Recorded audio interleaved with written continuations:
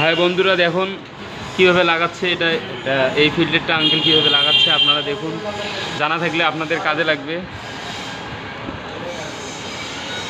দেখুন কীভাবে লাগাচ্ছে ফিল্টারটা।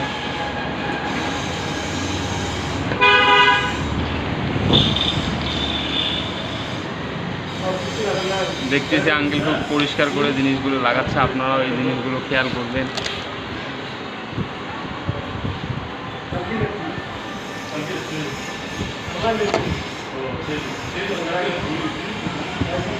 এখানে কয়টা নাট থাকে আঙ্কেল? এখানে হইতেছে পাঁচটা নাট, স্ক্রু নাট এখানে 5টা। এখন এটা দেখার পর চেনটা দেখতে হবে, চাকাটা দেখতে হবে পিছনে, সামনে। তাহলে আমরা এয়ার ক্লিনের ফিল্টারের কাজটা শেষ করলাম। এয়ার ফিল্টার ফিটিং শেষ। এটা এখন টাইট দিলে কাজ শেষ।